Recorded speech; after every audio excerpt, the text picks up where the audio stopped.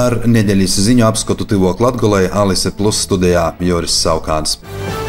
Ūtradiņas reitā Ukrainas pusē karojošo legiona Breivo Krīveja, Krīvu brevprotiegūs korpusa i Sibirejas bataljona cieņētoja škārsoja Krīvejas rūbežu i īgoja Belgorodas i Kurskis apgabalu teritorijos. Jī iz laiku savā kontrolā porjāme Ķotkinis cīmatu Kurskis apgabalā i Lozovaju Rutku Belgorodas apgabalā. Belgorodā atskaņāja sprodzīņi i viers pilsētas pazacēļa divumu stobi. Krīvejas brevprotiegūs korpusa, leģiona Krīvejas breveiba i Sibirejas bataljona porstovi izplatīja paziņojumu, ka Belgorodas i Kurskis apgabalu iedzīvotājiem vajadzētu evakuētīs, tāpat aicināja objevu reģionu varas īstoģis izsludinot evakuāciju. Par to loku šos operācijas attīstību sprīst ir grīvuši, Krīvejas mediji apgalvoja, ka te esot bijusi diversija, kas ir pilnībā neutralizēta.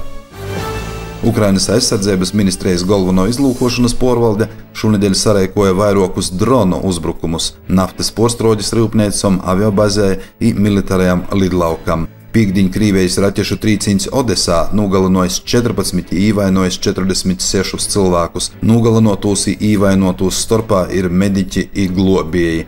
Nodarieti pūstījumi ākom, gāzes vodam i transporta līdzekļiem.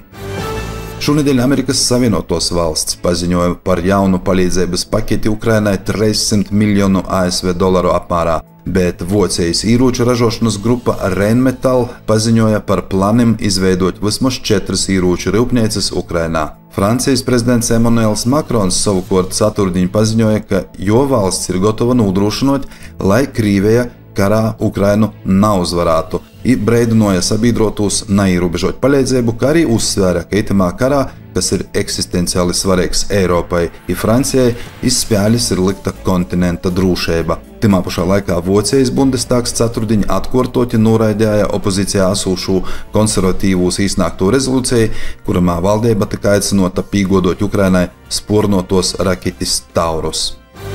Armēnijas premjerministrs Nikols Pašiņjans šonedēļ aicināja sabiedrību iz dialogu par īspēju dazasacēt dalībai Eiropas Savienībā. Eiropas Savienības dalību valstu līderi jau pagojušo gada 14. decembra samitā Briseļā vienojās sokt izastošanas sarunas ar Ukrainu un Moldovu.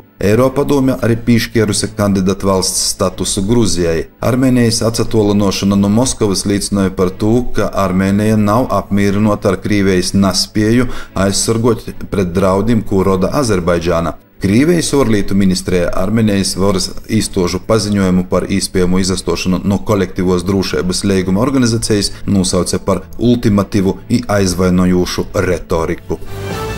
Krīvijā notiekušos prezidenta vēlēšanas, kurumos paredzama Krīvijas diktatora Vladimira Putina kārtējo apstiprināšana valsts galvas amatā, nebūs breivas i gūdīgas par to, ka Kremlis ir iznīcinājis pilnīgi visu opozīciju. Šādu nostāju šonedēļ vēlreiz apliecināja Eiropas Savienība i NATO. Dažādos Krīvijas reģionos iedzīvotāji būjoja prezidenta vēlēšanu biļetenus, balsošanas urnos ielejot krosojošus šķidrumus. Par to pīkdiņ stostāja vietēji mediji. Krīvijā prezidenta vēlēšanas notiek no pīkdiņas līdz svādiņai. Vladimira Putina porvaldētajā valstī opozīcija ir sagrauta, redzamākie opozicionāri īslūdzieti cītumos, daži nogalinoti, daudzi devušies trimdā. Neatkarīgus mediju darbība netiek pieļauta, jebkāda režīma kritika tiek sūdēta. Opozīcija aicinājusi atbalstītājus svādiņu galvenajā vēlēšanu dīnā izrast balsošanas īcirkņos 12. dīnā, šādā veidā sarēkojot klusējošu protesta akciju Pušdiņlaiks pret Putinu. Studijā bija Joris Saukāns, par raidījuma Tivok Latgolē saturu atbildēja Alise Plus, projektu finansēja Mediju atbalsta fonds no Latvijas valsts budžeta līdzekļiem.